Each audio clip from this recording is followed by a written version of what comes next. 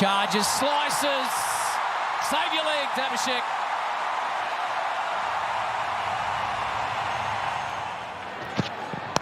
Charges. He does time this one. দরজায় কড়া নাড়ছে 2026 T20 বিশ্বকাপ। ঘরের মাঠে ডিফেন্ডিং চ্যাম্পিয়ন হিসেবে ভারত কি পারবে তাদের মুকুট ধরে রাখতে? বিসিসিআই ইতিমধ্যেই ঘোষণা করেছে তাদের 15 সদস্যের চূড়ান্ত স্কোয়াড। রোহিত বিরাট পরবর্তী যুগে সূর্যকুমার যাদবের নেতৃত্বে এই দলটি কতটা শক্তিশালী?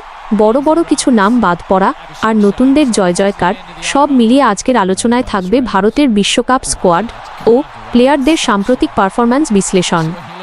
ভারতের এবারের ওপেনিং কম্বিনেশন গড়া হয়েছে ভয়ডরহীন ক্রিকেট খেলার মানসিকতা থেকে। প্রথমে আছেন অভিষেক শর্মা। গত এক বছরে আইপিএল এবং আন্তর্জাতিক ক্রিকেটে অভিষেকের স্ট্রাইক রেট 170-এর উপরে। 2026 বিশ্বকাপে পাওয়ার প্লের সুবিধা নিতে তার চেয়ে বড় অস্ত্র ভারতের কাছে নেই। জিম্বাবুয়ের বিরুদ্ধে তার সেই বিধ্বংসী সেঞ্চুরি নির্বাচকদের বাধ্য করেছে তাকে দলে নিতে। তাছাড়াও গত এশিয়া কাপে ও তার পারফরম্যান্স ছিল নজরকাড়া। গত আইপিএল-এও তিনি হায়দ্রাবাদের হয়ে দুর্দান্ত খেলেছেন, যা তার জাতীয় দলের পথকে সুগম করেছে। সঞ্জু স্যামসন ডাব্লিউকে ক্যারিয়ারের সেরা ফর্মে আছেন সঞ্জু।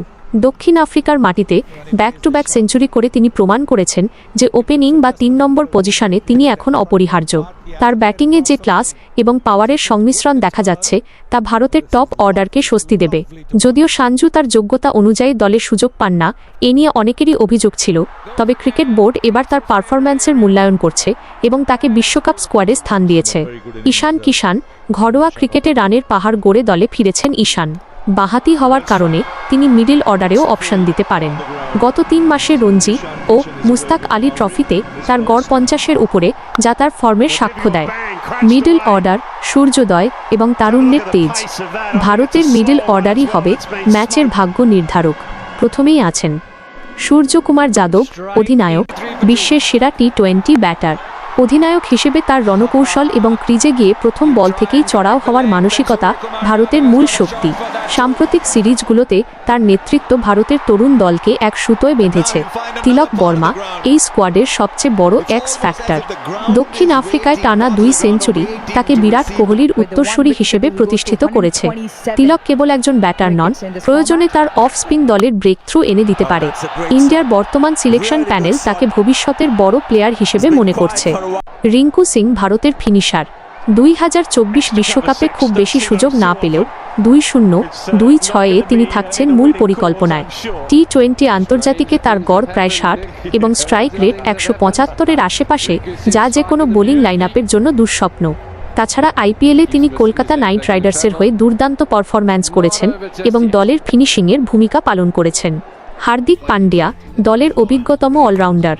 বড় ম্যাচে হার্দিকের পারফরম্যান্স সবসময় আলাদা লেভেলের হয়। তার 4 ওভার বোলিং কোটা পূর্ণ করা ভারতের জন্য বাড়তি সুবিধার। স্পিন বিভাগ, ঘূর্ণি জাদুকরদের মেলা। ভারতীয় কন্ডিশনে বিশ্বকাপ, তাই স্পিনাররাই হবে ট্রাম্প কার্ড। অক্ষর প্যাটেল সহ অধিনায়ক হিসেবে পদোন্নতি পাওয়ায় অক্ষরের দায়িত্ব অনেক বেড়েছে। 4 ওভার ইকোনমিক্যাল বোলিংয়ের পাশাপাশি লোয়ার অর্ডারে ব্যাটিং গভীরতা বাড়াতে তার কোনো বিকল্প নেই।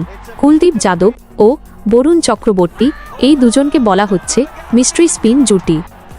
বরুণ চক্রবর্তী গত আইপিএল থেকে শুরু করে সাম্প্রতিক সিরিজ পর্যন্ত অবিশ্বাস্য ইকোনমিতে উইকেট তুলেছেন। অন্যদিকে কুলদীপের রিস্ট স্পিন মাঝের ওভারে রান আটকে উইকেট নেওয়ার গ্যারান্টি। ওয়াশিংটন সুন্দর।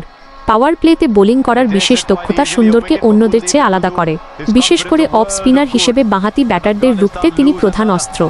পেস বোলিং ইউনিট, গতির সাথে বৈচিত্র্য। পেস অ্যাটাক হবে অভিজ্ঞ জাসপ্রীত বুমরাহর নেতৃত্বে। জাসপ্রীত বুমরাহ বিশ্বের 1 নম্বর বোলার। তার ফর্ম বা ফিটনেস নিয়ে কোনো প্রশ্ন নেই। ডেথ ওভারে তার ইয়র্কারগুলোই হবে ভারতের ট্রফি জয়ের প্রধান চাবিকাঠি। তিনি নিঃসন্দেহে ইন্ডিয়ার ফার্স্ট চয়েস।